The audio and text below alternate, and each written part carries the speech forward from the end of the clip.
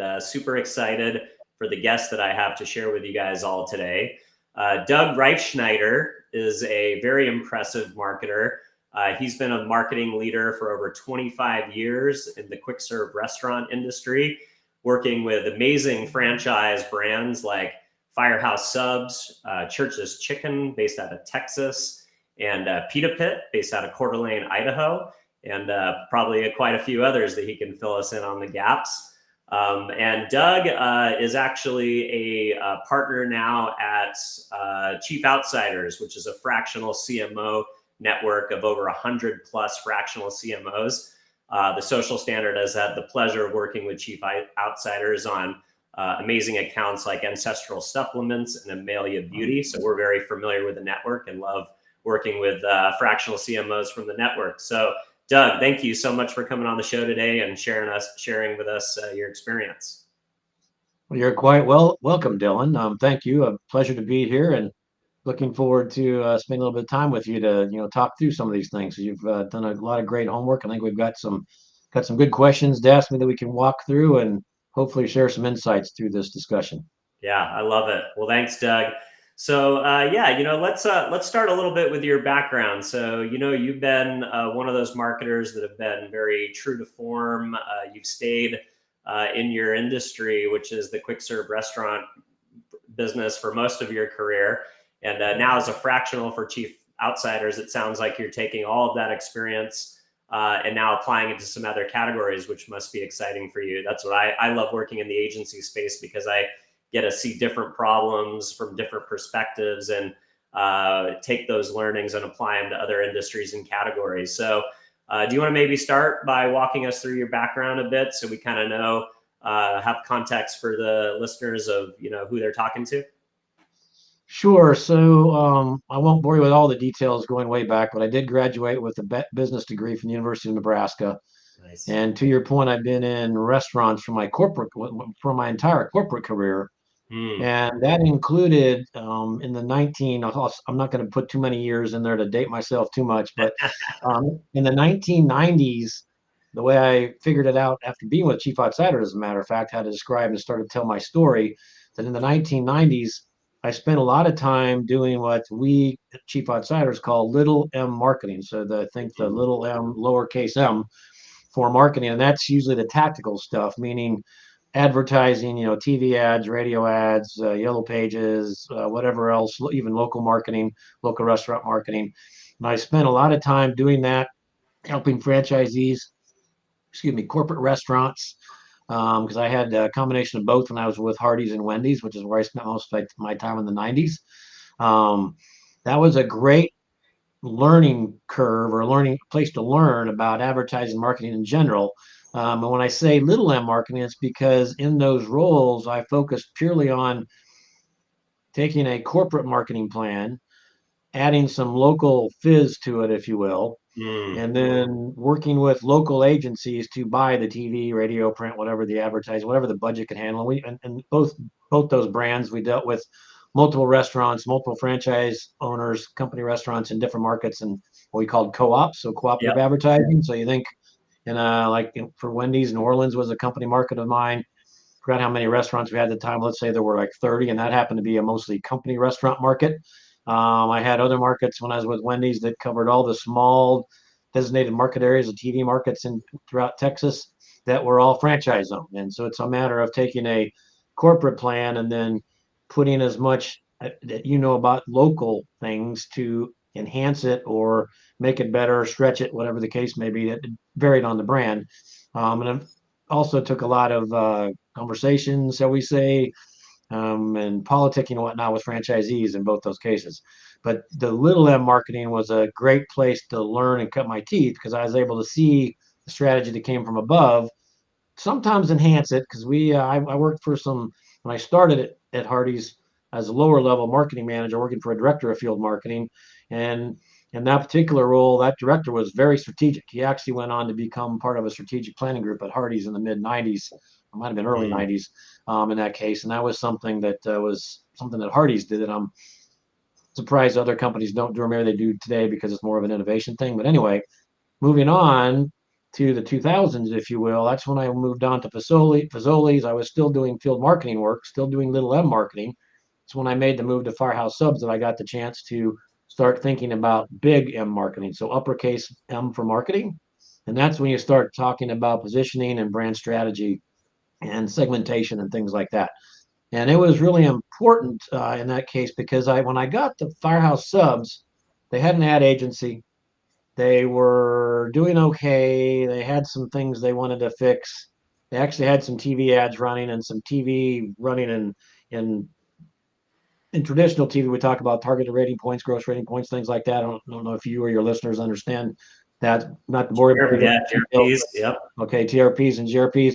And Firehouse was doing stuff like, why are they have so few GRPs? I can't believe it. Because at Hardee's, we had markets where there was a time in the 90s that 75% of Hardee's markets had more TV time than McDonald's did in some cases, or in those cases, as an example. So we were big in that.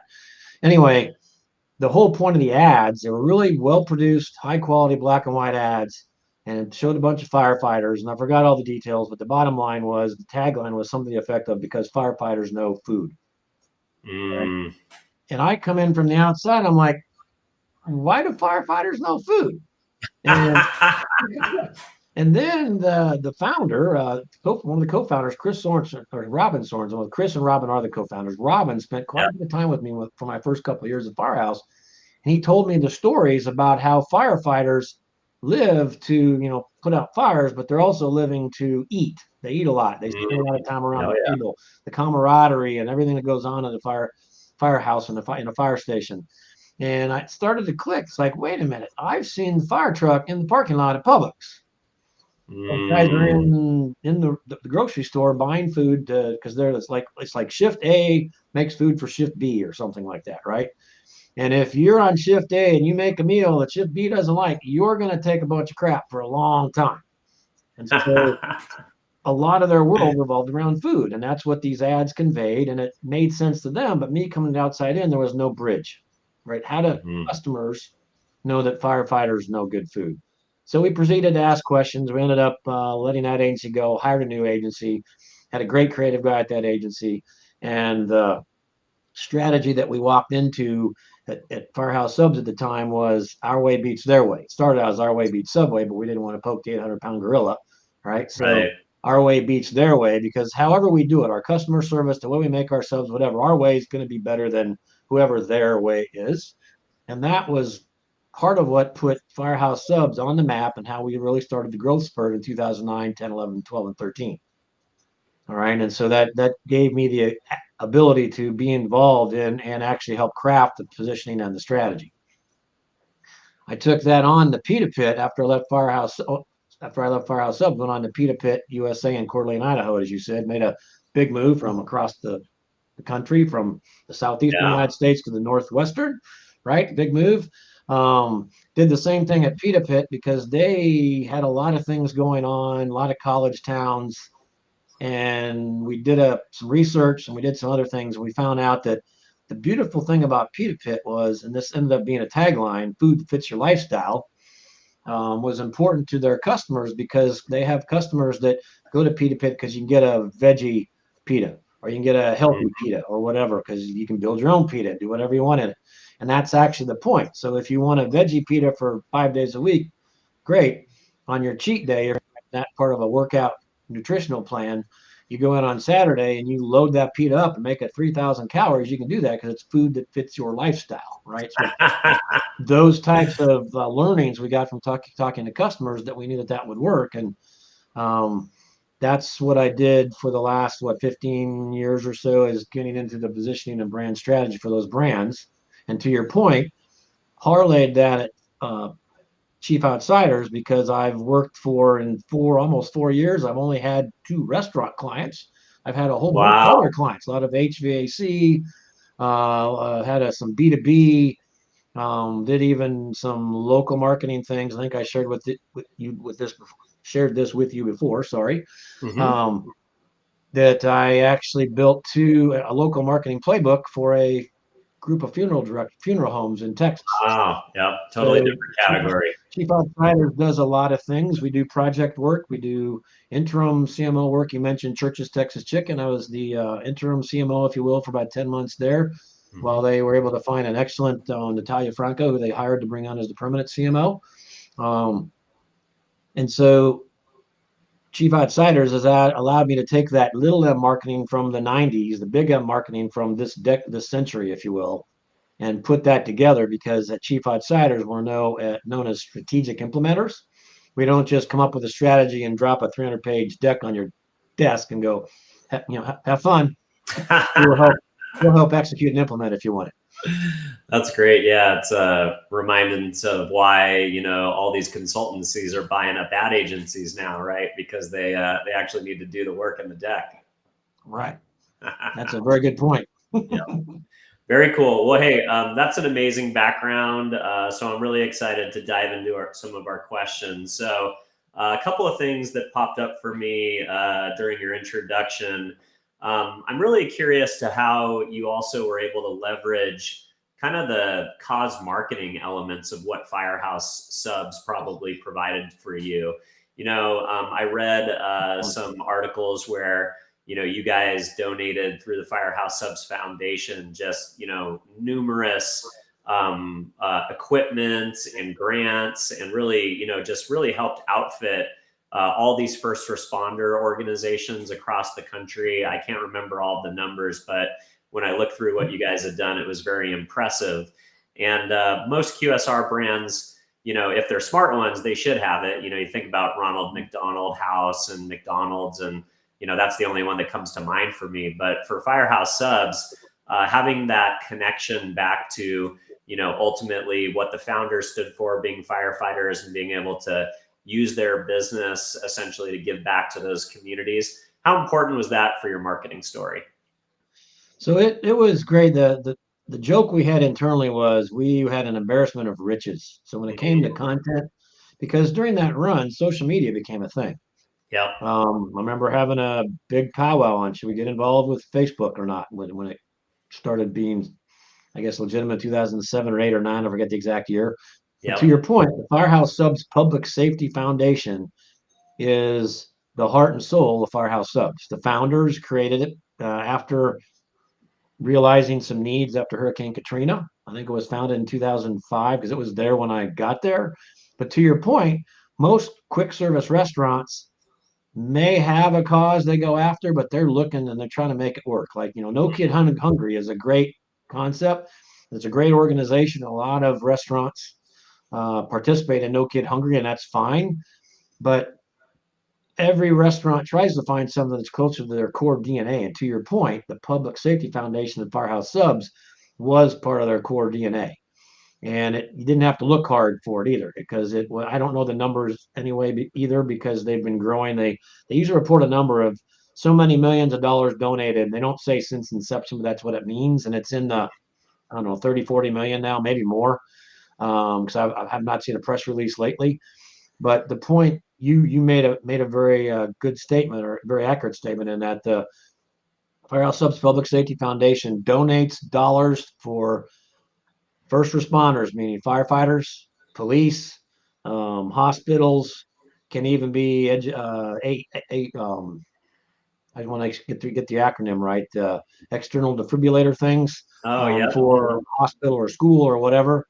And they've been doing that since 2005 or 2006, and it's like a marketer's dream, because I didn't have to make up something, try to make a fake connection, or try to convince franchisees this is the way to go, because they buy into it. I would say when they franchise and franchisees come in for Discovery Day, I want to say more than half, more like 80% say, we want to sign that dotted line because you're Firehouse Subs Public Safety Foundation. Wow, that's really cool. I was wondering, did you at Firehouse Subs have other franchisee owners that were also first responders? Because I noticed, firefighters are very entrepreneurial on the 3 days that they're not being firemen. Right. So was that part of your strategy too? Great observation. Turns out they don't make very good franchisees usually. Their Firehouse Subs, when I was there, had some ex-firefighters. And Yeah. even Chris and Robin Sorensen. Robin wasn't a firefighter for that many years. I forgot how many. Chris was for like 14, but they were the son. Their dad, Captain Rob Sorensen, was a firefighter for 43 years.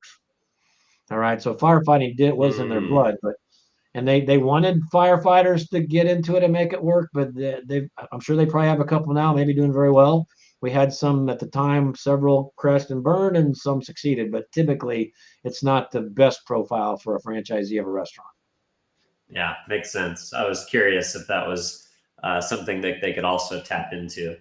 So I read another quote during your time at Firehouse, but I think you also referenced it while at Pita Pit. Just kind of some of the marketing trends in and around health. You mentioned that sometimes, consumers think they want healthy, but they actually order fat or something to that arrangement. As they got this they aspire to eat healthy, but when they actually make the order, they don't always do so. And I think that's changing. And you talked a lot about, the challenges of launching a healthy menu at Firehouse. But I imagine today that is becoming more and more important to the QSR category. Can you talk a little bit about how health perceptions and just general trends around nutrition are changing and impacting the QSR space? Yeah, so that's a tough one, Dylan. And I could take a cynical approach and say they're not really. And I say that because I've been around for first it was too much salt, then it was too much fat, then it's too much cholesterol. And during my time at Fazoli's, happened to be the last big deal, like before keto was a thing, right? The Yeah. Atkins thing was a huge deal. So imagine working at a place that sells a lot of pasta and breadsticks when Atkins hits in 2003, 2004, which is what I was doing at the time. Oh man. I think to your point, there's more awareness, but as you know, or anybody that's been online to look up a certain statistic, you can find articles or points of view that match yours or not on about anything, including Yeah. health and nutrition. So to your point, when we tried to launch the healthy and flavorful menu at Firehouse Subs, it didn't ever sell very well. It was probably a relevant need when we did it, and I forgot the exact years, but it was a bunch of subs that we engineered to be less than, I think, 350 calories. Might have been 500. I forgot the threshold, but there was, these 4, 6, 8 sandwiches are less than 500 calories. Didn't sell off the shelves because typically when people go to Firehouse Subs, they want a full flavorful sub, and by being that hot steamed meat, toasted bread, etc., to different tasting and different context and different mouthfeel and everything than a cold Subway sub or a Jersey Mike's or whatever else.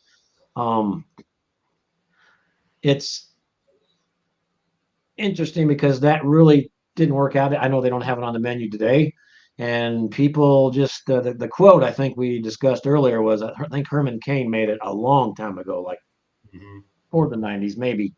Americans talk lean, but they eat fat. Yeah, that was the one.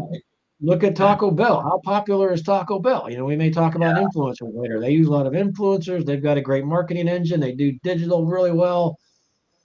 They've had a healthful menu on the items on their menu from time to time. I'm not sure they have it now. I haven't looked lately because believe it or not, I'm not the target demo, but I love Taco Bell.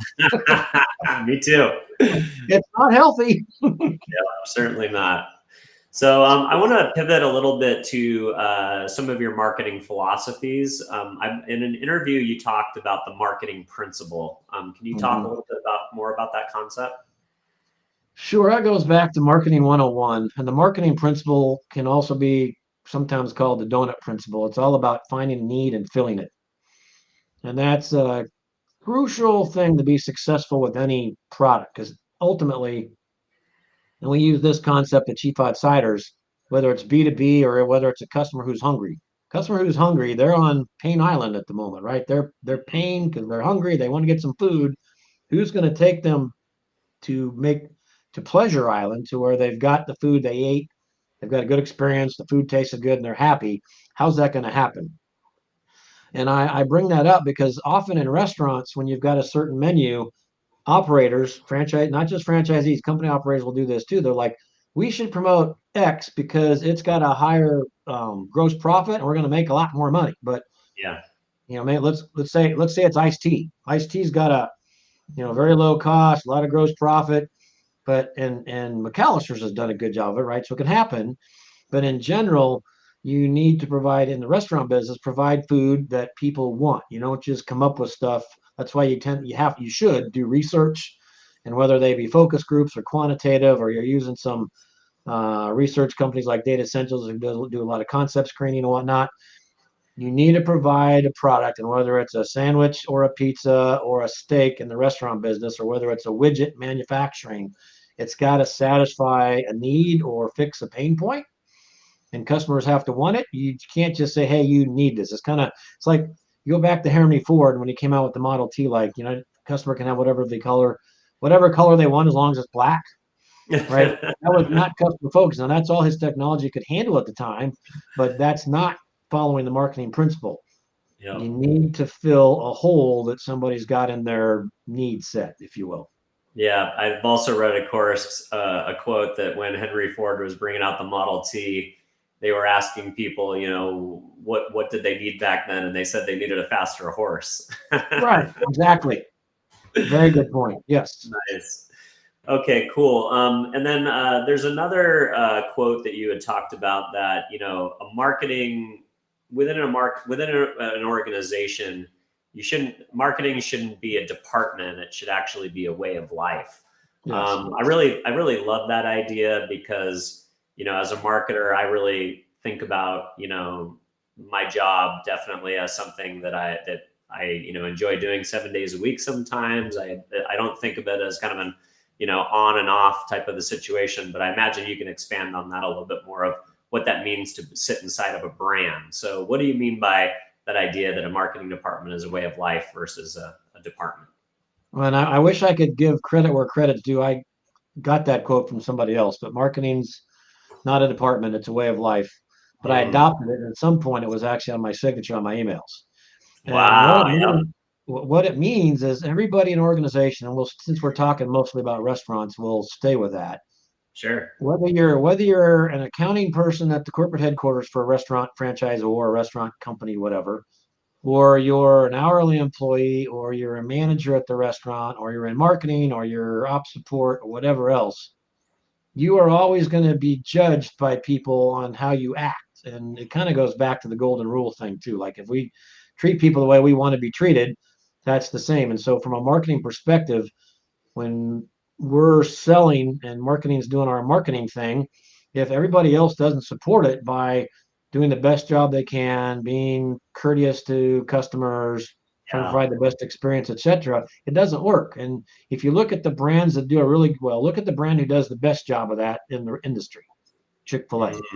Wow. Right? Yep. Of course. Yeah. And Chick-fil-A is a great example. my pleasure and all that sort of thing. So they understand that principle. I don't think they verbalize it. They understand it, and it's proven. I mean, their average unit volume for a restaurant that is not in a mall is like over.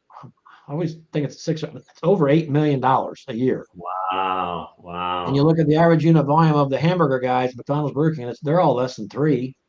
I haven't looked at this numbers lately. It might be 2.2, might be 2.7. I don't remember. But the point is, it can actually even take 2 or 3 McDonald's to make up for the volume of one Chick-fil-A.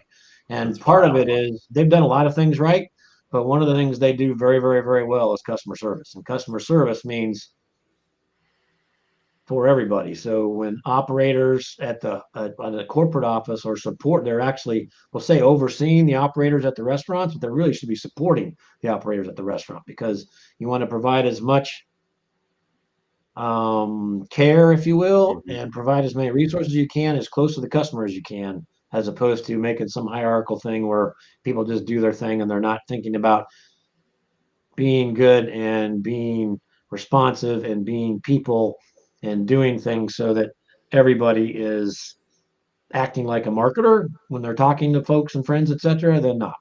Yeah, no, that's great. And that actually leads me into my next question pretty naturally. So I'd like to talk a little bit about, some of the challenges in working in some of those franchise models.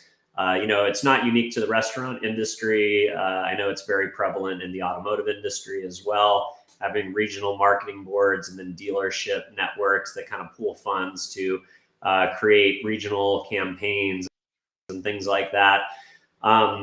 It makes me think that it must be very, very, very challenging to have this network of folks who are partners in your operation from an ownership perspective, and they're pooling in money and funds to make the marketing work.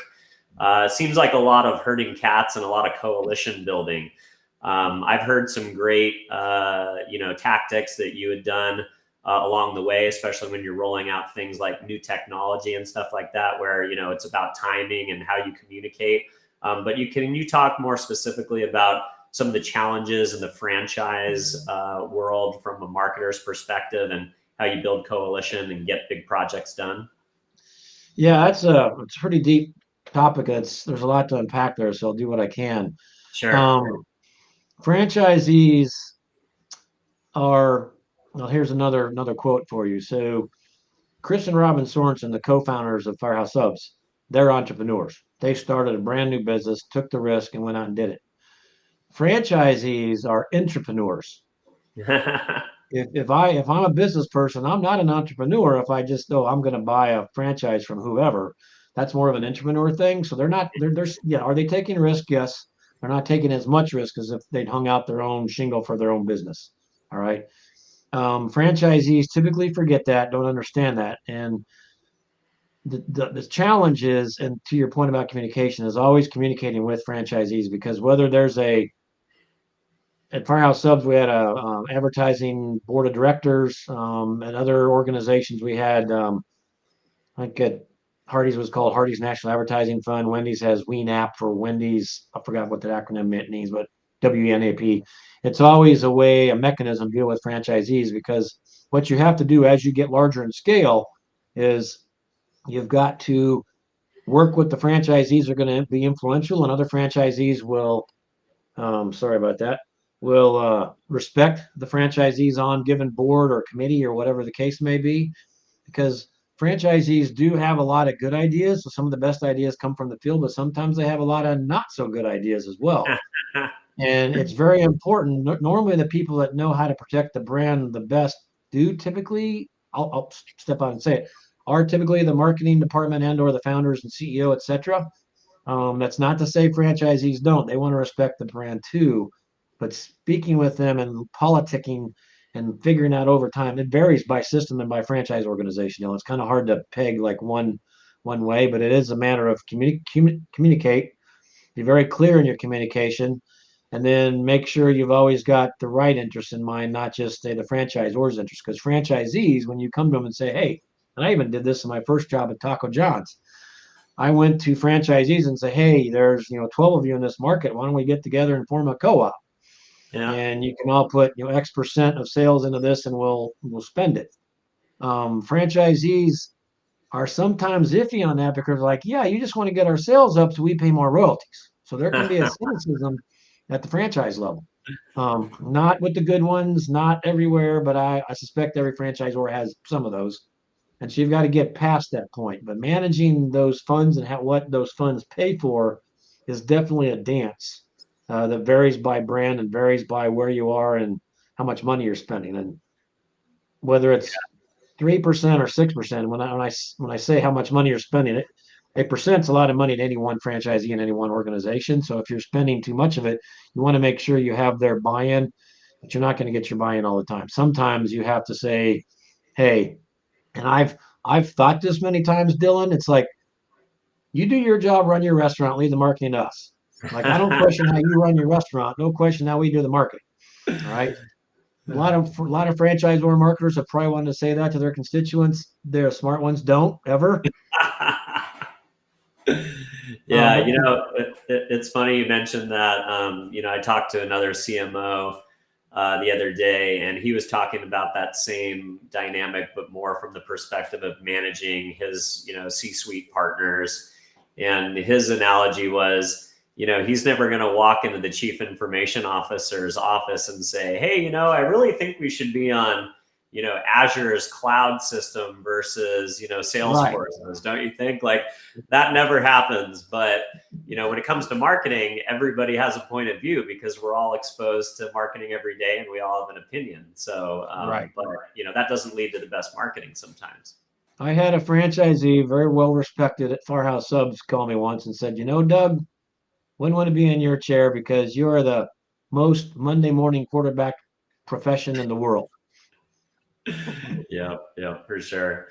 So I wanted to ask your opinion on, what I think has been really interesting about doing the research on you is that you've been very much at the forefront of how technology has changed the QSR industry. I've even heard interviews where you were thinking about, blockchain technology and crypto and how that was going to change things, 5 years ago, before it was hitting your category, kind of, even if it has really punctuated into the QSR world. But I feel like you've been an early adopter in technology. I wonder, what is your perspective on how fast technology is changing kind of the in-store customer experience? I ask this because I recently went to a McDonald's with my kids when I was in Las Vegas, and this was the most automated McDonald's I had been in thus far, where really felt like the human element was really completely stripped out of it. And, I just get annoyed at having to go up to a digital kiosk and not being able to go and just talk to somebody and tell them what I want. I mean, maybe I sound like a Luddite here, but do you think there is there a balance in losing the human connection inside the restaurant business? I think you raise a very good point, Dylan, because I'll give the CEO at Firehouse Subs for 15 plus years, Don Fox, whom I worked for at Firehouse. He coined a phrase years ago, and this is where I was able to look into technology too, because he was forward thinking as well. He called this, the cell phone thing, it's a kiosk in your pocket, right? So to your point, I knew I wanted to get Firehouse Subs into an app and get into loyalty, but I watched the numbers on mobile phone penetration because at some point back in, I don't know what the years were, 2007, 8, 9, because I think we started getting there in 10, 11, whatever. Point is, if you did the math, like there are X million phones in the country, but if you did it on a geography, there might have been 12 people with a cell phone around a Firehouse Subs in 2007, right? Yeah, wow. It makes sense to have an app because there wasn't deep penetration and full adoption on that adoption curve that we talk about in marketing all the time. Yep. When that number got to 75% is when we pushed the go button. We need to produce something and get people into the app and get loyalty. Because I knew even before we knew cookies were ever going to go away at Google, the first party data that you're going to get from an app and zero party data from having customer lists, etc. That's always been valuable. It's all just more valuable today. To your point about the restaurant experience, I'm glad you said what you said because I agree with you, and I'm a lot older than you. And am I the old curmudgeon? It feels like if I walk in, I should be able to use the kiosk in my pocket ahead of time, or maybe when I get there. But if I want to talk to a person, I want to talk to a person. So that should be an option.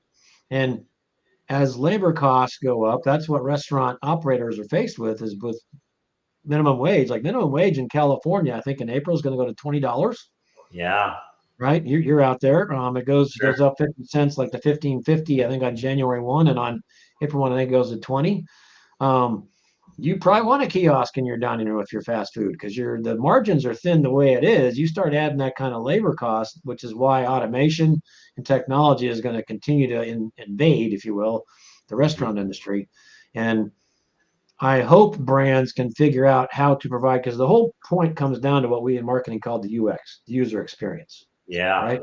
Whether it's online, on their phone, in the restaurant, including the food, but even before that, when you're ordering, whether it's a sit down and server comes to your table or whatever, restaurants are always going to have to try to optimize that as best they can. It should be the same great experience on all those occasions. It's not for most brands, and that's the challenge. So technology will help us do things. I'm not sure how blockchain is going to perpetuate it in the restaurant until it becomes more of the rest of the world, right?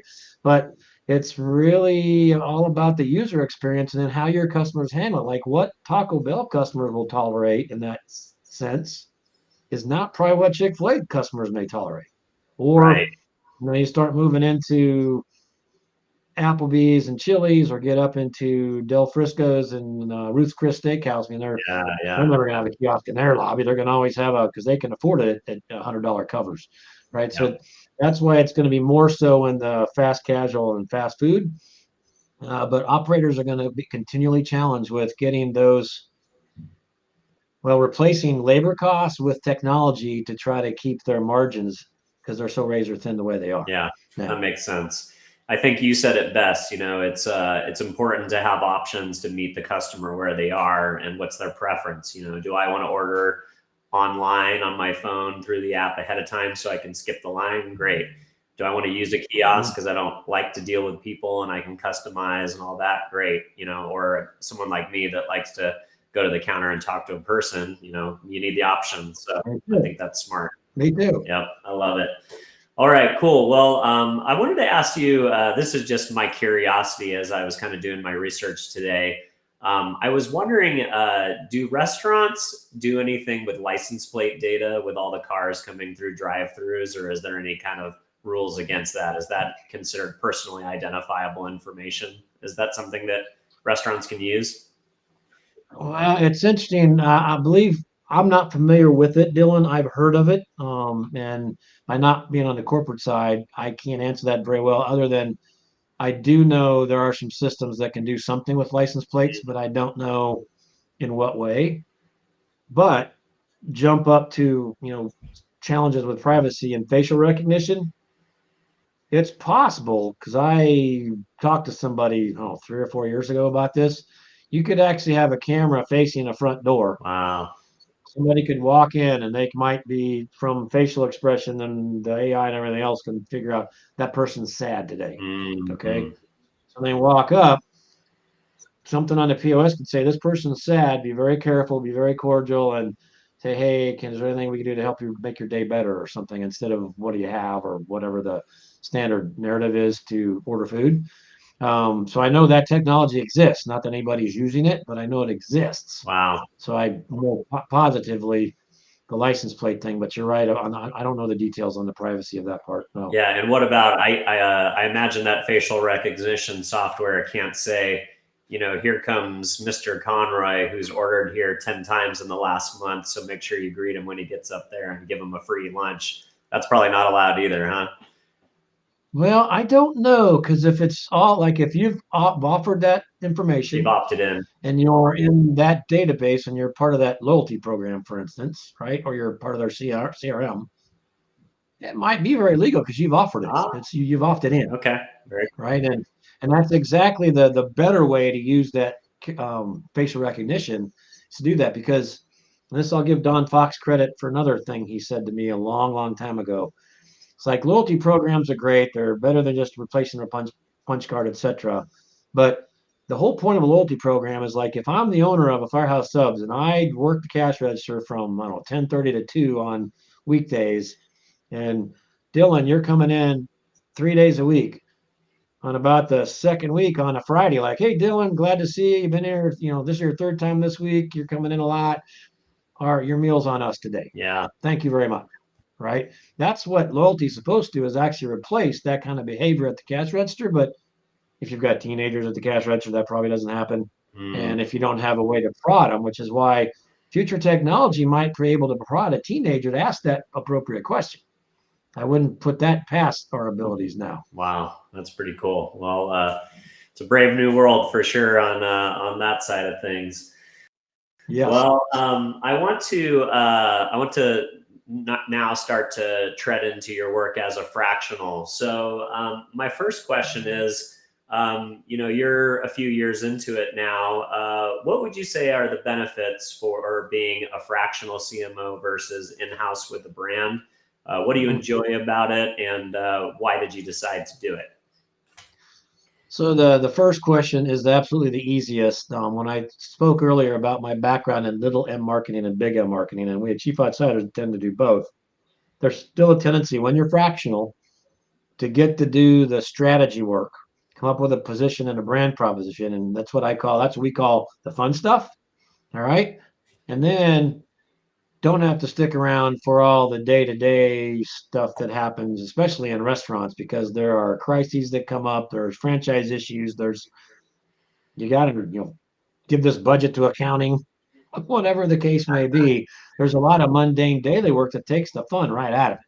So the best part of Chief Outsiders is we get to do the best work of our careers because we get to do the thing that we love. We don't get bogged or mired down with the daily details. Like God is in the details for so many things that we do, but some of that stuff, especially with a restaurant company, but I'm going to guess most corporations, think about, I was in 6 meetings today. When am I supposed to get my work done? I mean, that happens in corporate America all the time. Yeah, big time. No, that's a great answer. And what would you say is the best benefit of being part of a network model like Chief Outsiders, where you've got 100 CMOs potentially at your fingertips as a client versus just going out and finding a fractional consultant that's maybe a solopreneur? We've got a lot of reasons. One, I will safely say that I'm a better marketer today because of what I've learned since being a Chief Outsiders. Wow. We've got a myriad of tools in Dropbox, and of course, we've got a Slack channel, and then we've also got a intranet, if you will, of ideas and things on what we call Bloomfire. And so there's a lot of resources to go to for, like, if you want to do a positioning workshop, here's a PowerPoint, right? And we can make it however we want to make it. Maybe we've added one of those to that library of things. The other part, and really the biggest part, is leaning on the other Chief Outsider CMOs. We have a thing we call peer reviews. So when I've got a client and I come up with a new marketing plan, I can say, hey, Chief Outsiders, I want to do a peer review for this client. I want to review this marketing plan. I want to see if you think the brand proposition is on target or not. And we put an email out and get it scheduled, and anywhere from, I don't know, 6 to 20 people may show up. We've got a very rigorous process on how we set up. We do it all that in an hour, but you get some infinitely awesome feedback in that hour based on how we set it up and go through it. So the power of what we call the tribe at Chief Outsiders is that we do work together and we learn from each other. And the other piece of it is I've just finished a gig where I partnered with another CMO. I've had a couple of partnering deals where there's 2 of us may work on a certain job. We even had one client about 2 years ago, and they were there for 4 or 5 years, where 4 or 5 of us worked with one client. It was a big project. That's cool. And it's important because we believe there's no such thing as a full stack CMO. All right. So if you're great at strategy, branding, positioning, you may be a little weak at Google Analytics 4 and data and things like that. If you're awesome at digital marketing, you probably are okay at positioning and brand strategy, but you may not be a great storyteller. There's just so much in marketing today that we believe no one person can do it all. Wow. So we get into a position when we do a proposal, hey, they need this X and Y, Doug, you can do X, Emma, you can do Y, and we do the project together. Then we can do that peer review to get feedback. We've got all those resources. So we are exponentially more powerful than any what we call single shingle fractional chief marketing officer. Got a lot of background, a lot of resources, and it's just a great organization. Yeah, no, I love it. My question was 2-part. One was, what's in it for you as the consultant and as the chief marketing officer within the network, and you answered that really well. But you answered my next question too, which is what's in it for the client, and I think you answered that really well in that answer as well. So I want to also drop into a question in regards to going a little bit back to your marketing philosophy. I noticed from your background that you are big into cycling. I think I read an interview where you exercise, between 6 and 7 days a week. It seems like it's really important to you. I'm a big believer that, I come up with my best ideas when I'm doing physical exercise, and out on a run or, in a workout class or something like that. I think it's really important for me to step away each day to give myself that space to not only be able to sleep well at night and manage stress, but I also feel like it gets my creative juices going.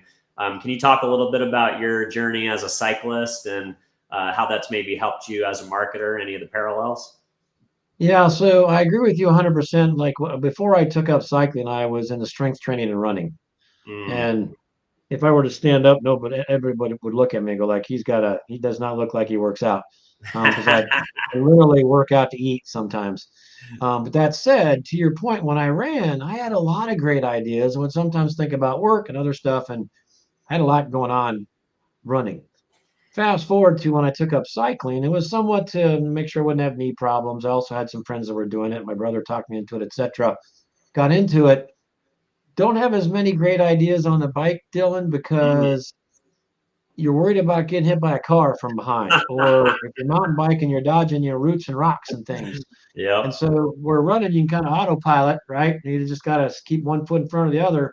When you're cycling, there's a few other things to worry about or think about. Now, that said, here in Georgia, that we've got the Silver Comet Trail in Atlanta. It's a rails to trail. There's no traffic. There's a few intersections you've got to cross. I have had some. I've thought about work on that ride when I've gone on my own, but if I'm with people, I don't. So I don't have a great answer any more than that. Sure. But I do all that exercising primarily to eat, but to work off stress. So if I don't work out for a week or so, I get to be kind of a grumpy guy, and I need to look like one of those people in those Snickers commercials. Yeah, I know the feeling. Yeah, my wife makes sure I, get out at least every other day. So that's great. Yeah. I read an article where you had talked a little bit about, one of the reasons why you had become a fractional was also because you felt like maybe you had experienced some age discrimination in the job market and while kind of looking for another corporate assignment. Can you talk a little bit about that dynamic and what are brands missing by not tapping out to your generation of marketers that are, so knowledgeable and are in that season of their career where they really want to, give back? And I just think in general, I think, we have a lot to learn from your generation of marketers. So can you talk a little bit about that dynamic and how you've maybe overcome it? Yeah, so the dynamic tends to go right to that digital marketing I touched on a little bit ago. Like, how good are you at digital marketing? And I clearly have a great traditional marketing background. My digital marketing I've had to beef up. And to the point about no full stack CMO, I chose to focus on SEO and local marketing through listings management and Google business profiles and things like that, right? But I may not be so great with pay per click. Um, and some are great at digital, not the other stuff. What people are missing, I think part of why Chief Outsiders works too, is because with the gray hair comes wisdom. We are battle tested at Chief Outsiders. There's in a restaurant situation, there's very few things I probably haven't seen or done. Yeah. Whether it's how to react to a certain franchise complaint or a crisis situation, whatever else. And that experience is very well rounded. All right. So I'm clearly a marketer, but because I got a lot of training in how to read a P&L, understand EBITDA, I got the financial side, just that whole well-roundedness, if you will, I think should be more valuable than just being an excellent pay-per-click digital little L marketing guy or Yep. gal, right? And I think that's where the difference is. Because yes, to your point, I did run into a little bit of that, but Cheap Outsiders is very successful, but we don't all have gray hair. There's younger people that mingle within Cheap Outsiders. And some people gray early too, by the way. Right. Yeah, my dad was pretty much shot by the time he was 40. I've luckily been able to buck that so far. Yeah, it's looking good. Thank So, you. but that's how I would net it out, Dylan. And it's just a matter of wisdom and Hmm. experience and how we handle situations. And most likely aren't going to freak out on certain things or yell at people or chase employees away. And we have so much well-roundedness on, or how to develop a marketing organization as well as get the go-to-market plan in place. And that's going to be based on the growth gears that we focus on so much excuse me, I said Firehouse Subs at Chief Outsiders, where we learn insights, which informs strategy, which informs tactics, and that's the ready, aim, shoot approach versus the ready, shoot, aim approach.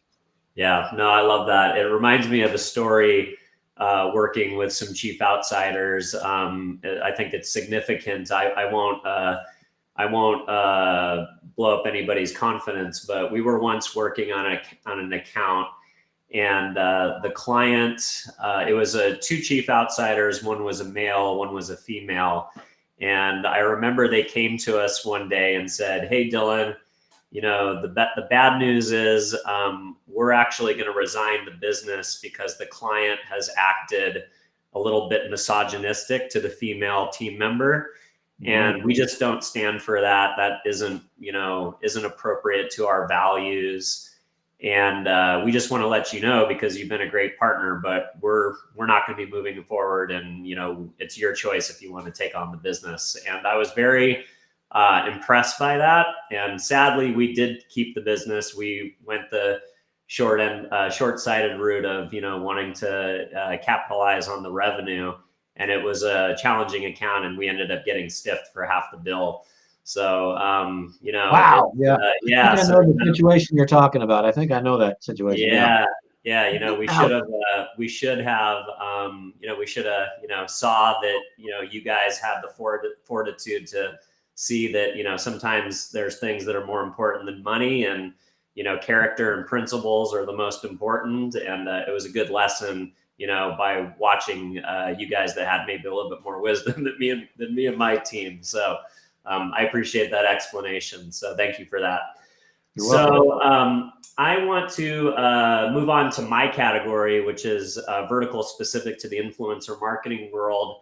I know influencers take a lot of different shapes and sizes and cover off on a lot of the different components of the marketing funnel inside of QSR. I've seen people reach out to us because they want to, get local market influencers to support a local store launch, or, be part of a larger ad campaign. There's a lot of different ways to use influencers, not only in QSR, but just in the marketing funnel in general. But what do you think about kind of the current state of the quote unquote creator economy, and how does it fit in the best in QSR marketing plans? So I think it's like anything else in our business, Dylan. If it's well researched and founded on strategy, right? Because I would say influencer marketing is a little m marketing tactic as part of execution, right? So if you figure out that your customers are a certain persona, whatever else, and they gravitate to a certain social media, whatever else, and you also research the influencers themselves so that they're not going to do or say something that might embarrass or hurt the brand. I think in other words, if the due diligence is done, if it fits strategy and due diligence is done, there's a big place for influencers, especially the good ones that, have walked that fine line between being able to say, I'm being paid to be an influencer, but right. So there's rights and wrong ways to do that as well. Authenticity. Huge opportunity for any brand, probably in any industry, but particularly restaurants, retail, hospitality, brick and mortar, because there's such a large public that is going to those places. But I believe it's kind of like AI. I can jump on ChatGPT. If I'm not good at prompt engineering, I put in some crappy prompts, I get an answer. If I've asked for something I don't understand, and then I go ahead and publish it, say as a blog or a content, shame on me. Now, if I do good prompt engineering and I put in the right prompts and I get the answer and I check it and I read it and I go through it and go, okay, that's not right. You delete, I'm going to reword this. And with your knowledge, that's how it works. And so probably the same thing, I would equate that to working with influencers, is that pick them through strategy and get them, make sure everything's kosher and fits everything to make it work, and do your homework. Yeah, I love that. Yeah, right strategy, right brief, right influencers, and understanding that the audience resonates with that. I love that. Yeah. All right. Well, we're coming down to the final stretch. So what are you most excited about the future? What's got you up at night thinking about the future with your role with as a fractional with Chief Outsiders? The easy answer, the term of the year, now that we're into it over a year, artificial intelligence. I just touched on it a little bit. There are so many ways that's going to change our lives, especially on the marketing side, from analytics to content creation, everything in between. Um, Matter of fact, we've got a tiger team at Chief Outsiders trying to figure that out and how to provide guidance to our clients on how they should be working with or interacting with AI. And that's a big part because I've actually got something I learned how to do at Hardee's back in the 90s that was very analog. But I think now with AI and some optical character recognition I need still, but I think I could actually do something that was impossible to do. I can automate something that could be big for any restaurant clients I have in the future. I've just got to, Wow. I'm debating on whether I'm going to invest the time to build that model because I don't know if you know with ChatGPT, they've got this way you can actually, I can do like a Doug GPT and I can feed it all my memos and feed it the way I talk and they'll get an idea of my tone and the way I speak, etc. And so every time I ask that particular Doug GPT what to do stuff, it's going to sound like me without me having to try to sound like me, if that makes any sense. Yeah, I love it. So AI is trying to figure out what's the best for me and us and our clients. It's going to be a continual challenge. Yeah, I smell an ad campaign for Jack in the Box, Jack GBT. That's a great idea. Right. Well, look, I think you're absolutely nail on the head. What most of my clients are talking about is how's AI changing the future of influencer selection. And when I talk to CMOs for this podcast every single week, that's a reoccurring theme. So I think you're on the right track there. Well, Doug, absolute pleasure. Thank you so much for coming on the podcast today.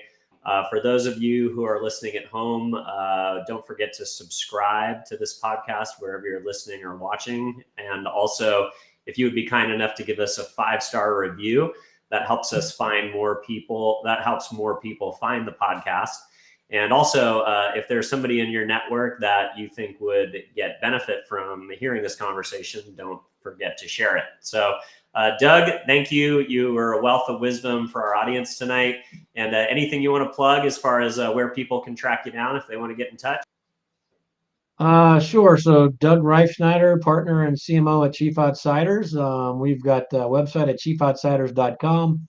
You can contact me there. My email address, and not going to want to take the time to spell it, but it's dreifschneider at chiefoutsiders.com. If you want to look me up that way. But the easiest way is probably through the website. Just look for Fractional CMOs, and then you can see what we're doing at chiefoutsiders.com. All right. Well, we'll link to some of that in the show notes without you getting spam. So, well, awesome. Sounds great. Well, thanks again for coming on the show. We really enjoyed the time with you tonight. You're welcome, Dylan. Thank you very much.